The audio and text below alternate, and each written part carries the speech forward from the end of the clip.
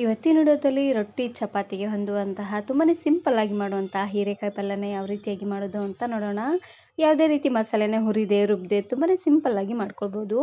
ಇದನ್ನು ಮಾಡಲಿಕ್ಕೆ ಮೊದಲು ನಾನಿಲ್ಲಿ ಒಂದು ಪ್ಯಾನ್ಗೆ ಒಂದು 4 ರಿಂದ 5 ಚಮಚ ಆಗುವಷ್ಟು ಎಣ್ಣೆನ ಹಾಕ್ಕೊಂಡು ಇದಕ್ಕೇನೆ ಅರ್ಧ ಚಮಚ ಆಗುವಷ್ಟು ಜೀರಿಗೆ ಮತ್ತು ಸಾಸಿವೆನ ಹಾಕ್ಕೊಳ್ತಾ ಇದ್ದೀನಿ. ಹಾಗೆಯೇ 1 ಗಡ್ಡೆ ಆಗುವಷ್ಟು ಬೆಳ್ಳುಳ್ಳಿನ ಈ ರೀತಿಯಾಗಿ ಜಜ್ಜಿ ಹಾಕ್ಕೊಳ್ತಾ ಇದ್ದೀನಿ.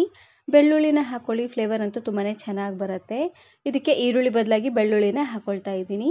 ಹಾಗೆಯೇ ಇದ್ರ ಜೊತೆಗೆ ನಾನಿಲ್ಲಿ 1 ಗರಿ ಆಗುವಷ್ಟು ಕರಿಬೇವು ಸೊಪ್ಪನ್ನು ಹಾಕ್ಕೊಳ್ತಾ ಇದ್ದೀನಿ. ಇವಾಗ ಜೀರಿಗೆ ಸಾಸಿವೆ ಎಲ್ಲ ಚೆನ್ನಾಗಿ ಸಿಡಿದು ಬೆಳ್ಳುಳ್ಳಿ ಎಲ್ಲ ಸ್ವಲ್ಪ ಕಲರ್ ಚೇಂಜ್ ಆಗೋವರೆಗೂ ಫ್ರೈ ಮಾಡ್ಕೊಂಡು ತಗೊಳ್ಬೇಕು. ಉರಿನ ಪೂರ್ತಿಯಾಗಿ ಲೋ ಫ್ಲೇಮ್ನೆಲ್ಲ ಇಟ್ಟು ಫ್ರೈ ಮಾಡ್ಕೊಳ್ಳಿ.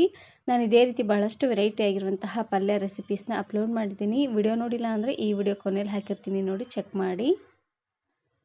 ನೋಡಿ ಬೆಳ್ಳುಳ್ಳಿ ಎಲ್ಲ ಈ ರೀತಿಯಾಗಿ ಸ್ವಲ್ಪ ಕೆಂಪಾದ್ಮೇಲೆ ಇವಾಗ ನಾನಿಲ್ಲಿ ಮೀಡಿಯಂ ಸೈಜಿನ 2 ಟೊಮೆಟೊನ ಹಾಕ್ಕೊಳ್ತಾ ಇದ್ದೀನಿ. ಇದಕ್ಕೆ ಈರುಳ್ಳಿ ಬದಲಾಗಿ ಟೊಮೆಟೊನ ಹಾಕ್ಕೊಳ್ಳಿ, ಚೆನ್ನಾಗಿರುತ್ತೆ.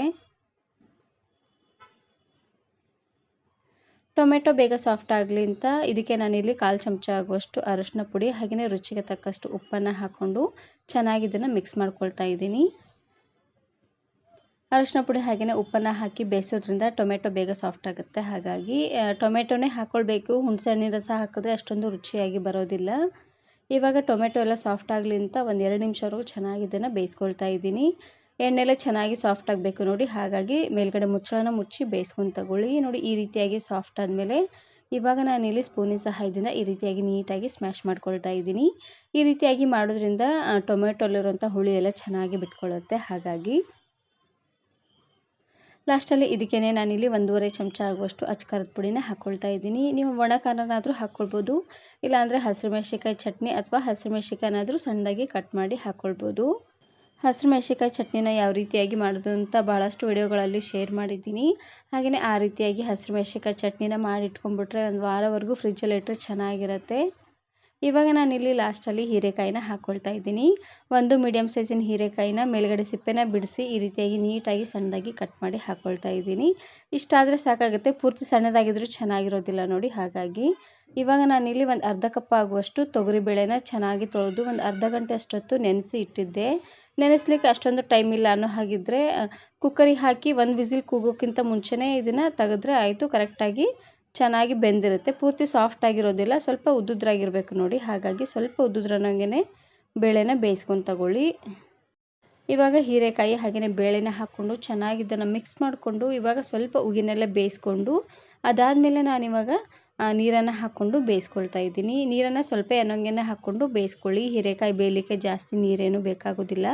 ಒಂದು ಅರ್ಧ ಗ್ಲಾಸ್ ಆಗುವಷ್ಟು ನೀರನ್ನು ಹಾಕ್ಕೊಂಡ್ರೆ ಸಾಕಾಗುತ್ತೆ. ಇವಾಗ ನಾನಿಲ್ಲಿ ಮೇಲ್ಗಡೆ ಮುಚ್ಚಳನ ಮುಚ್ಚಿ ಉರಿನ ಪೂರ್ತಿಯಾಗಿ ಲೋ ಫ್ಲೇಮ್ನಲ್ಲೇ ಇಟ್ಟು ಒಂದು ಸ್ವಲ್ಪ ಹೊತ್ತು ಚೆನ್ನಾಗಿದು ಕುದಿ ಬರೋವರೆಗೂ ಬೇಯಿಸ್ಕೊಳ್ತಾ ಇದ್ದೀನಿ. ನೋಡಿ ಈ ರೀತಿಯಾಗಿ ಚೆನ್ನಾಗಿದು ಕುದಿ ಬಂದಾದಮೇಲೆ ಇವಾಗ ಉರಿನ ಪೂರ್ತಿಯಾಗಿ ಲೋ ಫ್ಲೇಮ್ನಲ್ಲೇ ಇಟ್ಟು ರುಚಿ ನೋಡಿ, ಉಪ್ಪು ಏನಾದರೂ ಕಡಿಮೆ ಅಂತ ಅನಿಸಿದ್ರೆ ಇನ್ನು ಸ್ವಲ್ಪ ಉಪ್ಪನ್ನು ಹಾಕ್ಕೊಂಡು ಚೆನ್ನಾಗಿದನ್ನು ಮತ್ತೆ ಕುದಿಸ್ಕೊಂಡು ತಗೊಳ್ಳಿ. ಲಾಸ್ಟಲ್ಲಿ ಇದಕ್ಕೇನೆ ನಾನಿಲ್ಲಿ ಗುರೆಳ್ ಪುಡಿನ ಹಾಕ್ಕೊಳ್ತಾ ಇದ್ದೀನಿ. ಗುರೆಳನ್ನ ಚೆನ್ನಾಗಿ ಹುರಿದು ಈ ರೀತಿಯಾಗಿ ಪೌಡ್ರ್ ಮಾಡಿ ಇಟ್ಕೊಂಡಿದ್ದೆ. ಶೇಂಗಾ ಪುಡಿ ಹಾಕೋದಕ್ಕಿಂತ ಗುರೆಳ್ ಪುಡಿನ ಹಾಕ್ಕೊಳ್ಳಿ, ಚೆನ್ನಾಗಿರುತ್ತೆ.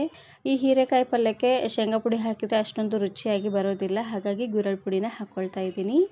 ಇವಾಗ ಮೇಲ್ಗಡೆ ಮುಚ್ಚಳನ ಮುಚ್ಚಿ ಚೆನ್ನಾಗಿ ಇದನ್ನು ಕುದಿಸ್ಕೊಳ್ತಾ ಇದ್ದೀನಿ.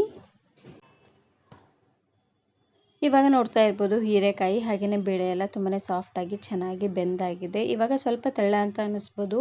ಇದು ಪೂರ್ತಿಯಾಗಿ ಆರಿದ ಮೇಲೆ ಇನ್ನೂ ಗಟ್ಟಿ ಆಗ್ತಾ ಬರುತ್ತೆ. ಇವಾಗ ಪೂರ್ತಿ ನೀರಾಗಿದೆ ಅನ್ನೋ ಹಾಗಿದ್ರೆ ಉರಿನ ಪೂರ್ತಿಯಾಗಿ ಹೈ ಫ್ಲೇಮ್ನಲ್ಲೇ ಇಟ್ಟು 1 ನಿಮಿಷವರೆಗೂ ಚೆನ್ನಾಗಿ ಇದನ್ನು ಕುದಿಸ್ಕೊಂಡ್ರೆ ಆಯಿತು. ತುಂಬಾ ಡ್ರೈ ಆಗಿ ಚೆನ್ನಾಗಾಗುತ್ತೆ. ಲಾಸ್ಟಲ್ಲಿ ಇದಕ್ಕೇನೆ ಸಣ್ಣದಾಗಿ ಕಟ್ ಮಾಡಿರುವಂತಹ ಕೊತ್ತಂಬರಿ ಸೊಪ್ಪನ್ನು ಹಾಕ್ಕೊಂಡು ಚೆನ್ನಾಗಿ ಇದನ್ನು ಮಿಕ್ಸ್ ಮಾಡಿಕೊಂಡು ಗ್ಯಾಸನ್ನು ಆಫ್ ಮಾಡಿದ್ರೆ ಆಯಿತು. ಸಖತ್ ಟೇಸ್ಟಿಯಾಗಿರುವಂತಹ ಹೀರೆಕಾಯಿ ಪಲ್ಯ ರೆಡಿಯಾಗಿ ಹೋಗ್ಬಿಡುತ್ತೆ. ಹೀರೆಕಾಯಿ ಪಲ್ಯನ ಸಿಂಪಲ್ಲಾಗಿ ಮಾಡಿರ್ತೀರ, ಆದರೆ ಒಂದು ಸಾರ್ತಿ ಈ ರೀತಿಯಾಗಿ ಬೇಳೆನ ಹಾಕಿ ಮಾಡಿ ಸಖತ್ ಟೇಸ್ಟಿಯಾಗಿರುತ್ತೆ ಅಂತಲೇ ಹೇಳ್ಬೋದು. ಇವಾಗ ನಾನಿಲ್ಲಿ ಗ್ಯಾಸನ್ನು ಆಫ್ ಮಾಡಿ 5 ರಿಂದ 6 ನಿಮಿಷ ಆಗಿದೆ. ಇವಾಗ ನೋಡ್ತಾ ಇರ್ಬೋದು ಎಷ್ಟು ಗಟ್ಟಿಯಾಗಿ ಬಂದಿದೆ ಅಂತ. ನೋಡ್ತಾ ಇದ್ದೀರಲ್ವ, ಇಷ್ಟು ಗಟ್ಟಿ ಇದ್ದರೆ ಸಾಕು. ಇದು ಪೂರ್ತಿ ಡ್ರೈ ಆದರೂ ಚೆನ್ನಾಗಿರೋದಿಲ್ಲ. ಹಾಗಾಗಿ ಸ್ವಲ್ಪ ರಸದಂಗಿದ್ರೆ ರೊಟ್ಟಿ ಹಾಗೆಯೇ ಚಪಾತಿ ಅನ್ನದ ಜೊತೆ ಎಲ್ಲ ಸಖತ್ ಟೇಸ್ಟಿಯಾಗಿರುತ್ತೆ. ಈ ವಿಡಿಯೋ ಇಷ್ಟ ಆದರೆ ಈಗಲೇ ಒಂದು ಲೈಕ್ ಬಟನನ್ನು ಕ್ಲಿಕ್ ಮಾಡಿ ಫ್ರೆಂಡ್ಸ್ ಆ್ಯಂಡ್ ಫ್ಯಾಮಿಲಿ ಜೊತೆಗೆ ಶೇರ್ ಮಾಡಿ. ಹಾಗೆಯೇ ಮತ್ತಷ್ಟು ಹೊಸ ರೆಸಿಪಿಗಾಗಿ ವರ್ಣಿಕಾ ಅಡುಗೆ ಮನೆ ಯೂಟ್ಯೂಬ್ ಚಾನಲನ್ನು ಸಬ್ಸ್ಕ್ರೈಬ್ ಮಾಡ್ಕೊಳ್ಳಿ. Thanks for watching.